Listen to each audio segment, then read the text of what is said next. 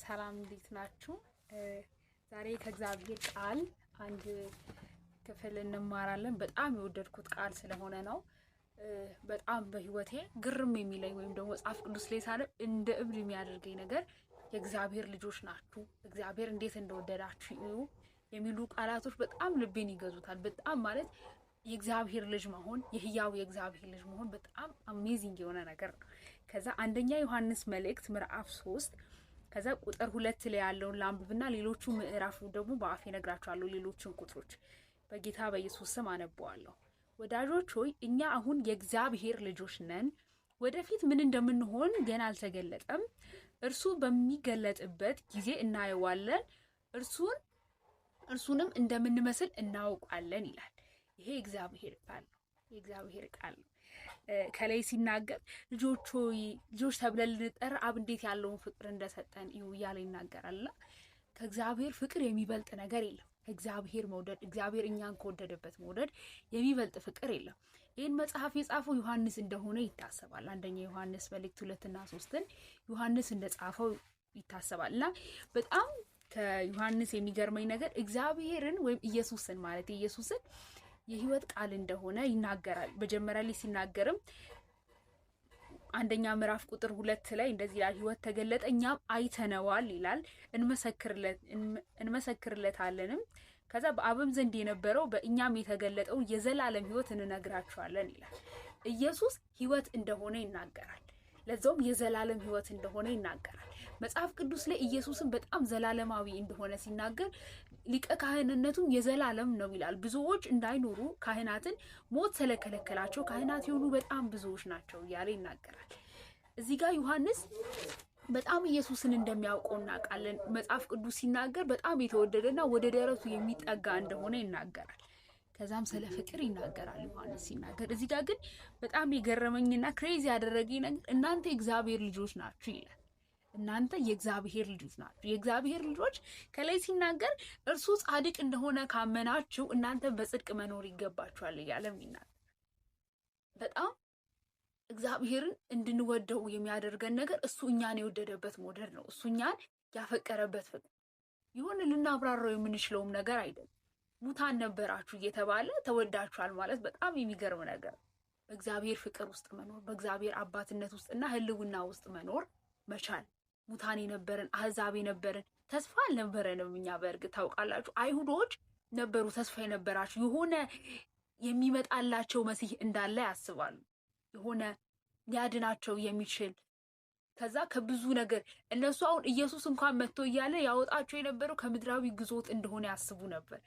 ነገር ግን እግዚአብሔር ከሞት ከኃጢአት ባርነት አውጥ እናንተ አሁን የኃጢአት ባሮች አይደላችሁም ይላል። አሁን ድሮ የሚገዛችሁ የነበረው የኃጢአት መንፈስ ነው። አሁን ግን እውነተኛው የሆነ የክርስቶስ መንፈስ ይገዛችኋል ይላል።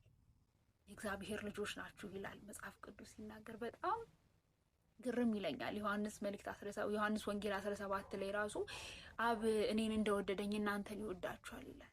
አብ ማለት እግዚአብሔር፣ ይህን ሰማይና ምድር የፈጠረ እግዚአብሔር እኛን ይወዳል።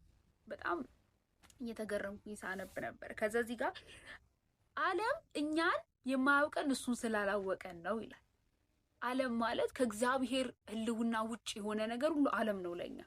እግዚአብሔር የማይገኝበት ነገር፣ እግዚአብሔር መጥቶ እዛ ቦታ ላይ እኔ እንደዚህ ነኝ ብሎ የማይልበት ቦታ፣ እግዚአብሔር ራሱን የማይገልጥበት ቦታ ያለኛ ዓለም ነው፣ ሌላ አይደለም። ዓለም እግዚአብሔርን አያውቀው። ዓለም ኢየሱስን አላወቀው። ስለዚህ እኛንም ማወቅ ስንታወቅ መታወቂያችን በዓለም እንዳይሆን ስማችን ሲጠራ የሚጠራው ከእግዚአብሔር ጋር ስማችን በቃ እሷ ተብሎ ሲጠራ አብሮ ስማችን ከኢየሱስ ጋር እግዚአብሔር ጋር አብሮ ይጣል። በጣም እየገረመኝ ነው። አሁን ይላል አሁን በዚህ ሰዓት የእግዚአብሔር ልጆች ነው። የእግዚአብሔር ልጆች ማለት በቃ ምንም እኮ ስብከት አያስፈልግም። በቃ አሁን የእግዚአብሔር ልጆች ነን አለ። አሁን የእግዚአብሔር ልጆች እንደ እግዚአብሔር ልጆች መኖር፣ እንደ እግዚአብሔር ልጆች መመላለስ፣ እንደ እግዚአብሔር ልጆች ህይወትን ቫልዩ ማድረግ። ከዚህ በፊት ቁጥር 2 ላይ ኃጢአትን አታድርጉ ይላል። ኃጢአትን አታድርጉ ይላል። ኃጢአትን እንዳናደርግ የሚያደርገን ራሱ የእግዚአብሔር መንፈስ ታውቃላችሁ ልንደክም እንችላለን። እኔ ይሄንን አውቃለሁ። ግን የማይደክም የእግዚአብሔር መንፈስ አለ። የማይዝል የእግዚአብሔር መንፈስ አለ። እዚህ ጋር አቃተኝ ብሎ የማያውቅ የእግዚአብሔር መንፈስ አለ። እሱ ካለ በእግዚአብሔር መንፈስ የሚመሩ ይላል መጽሐፍ ቅዱስ ዮሐንስ ላይ በእግዚአብሔር መንፈስ የሚመሩ እነሱ የእግዚአብሔር ልጆች ናቸው ይላል። መሪያቸው መንገድ የሚያሳያቸው ያ የእግዚአብሔር መንፈስ ነው። እንዴት አለፋችሁት ሲባል የእግዚአብሔር መንፈስ እንዴት ማለት ሰዎች የወደቁበት ነገር እኛን ለምን አልጣለንም? የእግዚአብሔር መንፈስ ከኛ ጋር ስላለ እንመካለን። በዚህ መንፈስ እንመካለን። በደንብ እንመካለን በዚህ መንፈስ። ሌላ ምን ያስመካናል? ጳውሎስ ሲናገር ይግርም ይለኛል። እኔ ከቢንያም ዘር ነኝ፣ ይሄን ሁሉ እንደ ጉድፍ ቁጥር እንደምንም ነገር ቆጥሯል። ታውቃላችሁ እግዚአብሔር ፊት ቫልዩ ልናደርገው የምንችለው ዋጋ ልንሰጠው የምንችለው የሆነ ልንገልጠው የምንችለው ትልቅ ነገር የለም። እግዚአብሔር ግን አለ። በሰዎች ሚዛን ስንቀመጥ ሚታይ ነገር ላይ ኖረን ይችላል፣ ግን እግዚአብሔር አለ። አሁን እግዚአብሔር ልጆች ነን። መጣራታችሁን ተመልከቱ ይላል። በጣም ጥበበኞች ነበሩ ይላል። በጣም አዋቂዎች ነበሩ፣ ፈሪሳውያን ነበሩ ይላል። ይገርመኛል። ፈሪሳውያን ሕግ አዋቂዎች ኢየሱስን ለመጣል ሲታገሉ ግን አሳ አጥማጆች፣ ቀራጮች፣ ኃጢአተኞች የተባሉት ማንም የማይቀርባቸው ለምጻም የተባሉት ወደ ኢየሱስ ይቀርቡ ኢየሱስን ለማመስገን ኢየሱስ ምን ያህል ኃያል እንደሆነ ለማየት እድል ደርሷቸው። ዛሬ ልላችሁ የምፈልገው አንድ ነገር ነው። አሁን የእግዚአብሔር ልጆች ነን። የእግዚአብሔር ልጆች ነን። ቫልዩ የምናደርገው እሱ ነው። እግዚአብሔር ቫልዩ የምናደርገውን ነገር በጣም ይወዳል።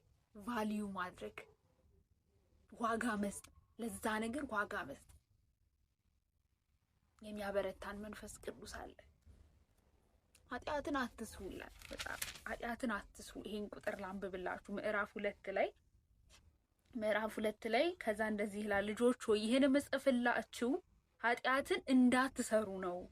ነገር ግን ማንም ኃጢአትን ቢሰራ በአብ ዘንድ ጠበቃ አለን፣ እርሱም ጻድቁ ኢየሱስ ክርስቶስ ነው። ንጹህ የሆነው ኢየሱስ ክርስቶስ የማያረጅ የዘላለም ሊቀ ካህን ኢየሱስ።